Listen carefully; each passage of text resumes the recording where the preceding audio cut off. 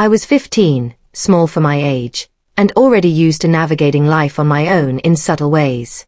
But nothing could have prepared me for that night. It started with my sister, as usual. She lied, something petty, something that would make me look reckless and irresponsible. I tried to explain, but my parents, without asking for my side, immediately believed her. "You need to go outside until we figure this out," my dad barked. I froze. 15 years old, in the middle of a raging storm. Rain pelted the windows and wind howled like it had a vendetta. I hesitated, staring at the door, hoping this was some kind of cruel joke. But my parents' expressions told me it wasn't. I stepped outside. The wind hit me first, a wall of cold that cut through my thin jacket. The rain soaked me in seconds, drenching my hair and clothes. I ran blindly down the street, trying to find shelter, but the storm seemed determined to keep me in its grasp. Then I tripped. A puddle swallowed my shoe. I fell, scraping my knees, and shivered violently. I tried to get up, but the rain kept blinding me. My chest heaved as I fought panic, and I wondered if my parents would even care if something happened to me. And that's when I saw him, a figure running toward me from the shadows, a coat flapping in the wind. I couldn't make out his face at first, but I felt the determination in his stride. Hold still, habéis caído verde storm. It was Grandpa. He had somehow found out what happened and had come through the night to save me. His hands gripped mine firmly, steadying me as I tried to regain balance. I couldn't speak. I was too cold, too wet, too stunned. My dad arrived shortly after, panting and shaking. His hands trembled as he reached for me. The realization of what could have happened hit him like a physical blow. You were outside," he stammered. Grandpa looked at him with a quiet intensity. "She's fine. You should have trusted her." That night, soaked and trembling, I realized something important. Sometimes the people you expect to protect you most can fail. But there will always be someone who shows up, quietly and without judgment, and changes everything. I survived the storm that night because of him. And though my parents' disappointment and fear were visible, it was overshadowed by a lesson I would never forget.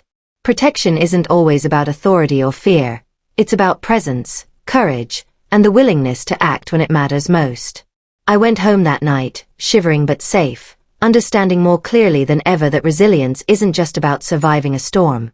It's about recognizing the people who show up when the storm is at its worst.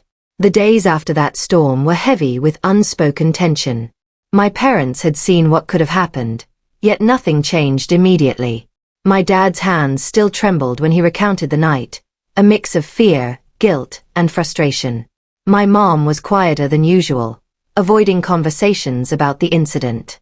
And my sister, well, she avoided my gaze completely, probably realizing for the first time that her lie had real consequences. I stayed home from school the next day, still shivering from the storm and trying to process everything. Grandpa came by, not to lecture, but simply to sit with me. His calm presence was grounding. He didn't need to explain my parents' behavior. His quiet understanding was enough. "You handled it well," he said softly. "You stayed calm. You kept yourself safe. That's more than most would do." His words gave me a sense of clarity I hadn't felt before. I realized I couldn't depend on my parents for fairness or protection. They were too caught up in their judgments and anger. I could, however, rely on myself, and on the few people in my life who truly cared. When my parents finally spoke about the storm, my dad's voice shook, betraying both anger and shame. "Why didn't you just stay put? Why risk yourself?" "I didn't choose to be out there," I said quietly. "I was left outside over a lie. I did the best I could to survive." His hands trembled as he gestured, helplessly. For the first time, I saw the raw vulnerability in him. He realized he had failed to protect me, not because he lacked love, but because he had let assumptions and snap judgments guide his decisions. As for my sister, the consequences hit harder than any punishment my parents could have given. She had to face the reality that her lie had put me in real danger. She couldn't ignore it, and she couldn't undo it. I didn't gloat or scold her. I simply let her realize the weight of her actions on her own. The weeks that followed were full of subtle changes. My parents began to check on me before making decisions. They asked questions, hesitated before assuming, and slowly learned to consider my perspective. Their attempts were awkward at first, often mixed with lingering resentment or defensiveness. But it was progress. I too changed. I became more confident in my own judgment. I stopped relying on their approval for my choices. I learned that my instincts, my awareness, and my courage mattered more than anyone else's opinion. I learned that responsibility doesn't always come from age or authority. It comes from action, from knowing what's right and standing by it. That storm, and my survival, reshaped our family in ways that words couldn't fully capture. It taught my parents the importance of listening, of observing, of trusting. It taught my sister the weight of honesty and accountability. And it taught me the value of resilience, self-reliance, and courage under pressure. Years later, when we revisited that night in conversation, my dad's hands still shook slightly, but this time with pride, not shame.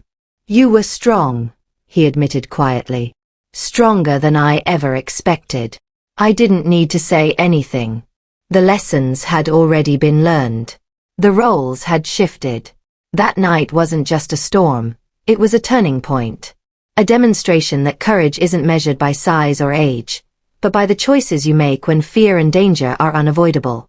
I realized then that family isn't just about shared blood.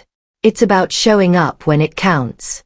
And sometimes, the person who shows up isn't the one you expect, but the impact lasts forever. From that day on, I carried a quiet confidence, knowing I had survived a literal and figurative storm. I knew I could face future challenges with the same composure. And I knew, without a doubt, that sometimes the greatest lessons come from the moments you least expect, and from the people who step in when it matters most. Years later, my dad still shivered at the memory of that storm, his hands betraying the fear he felt that night. My sister never repeated a lie that could put anyone in danger again. I had learned something far greater than punishment or blame.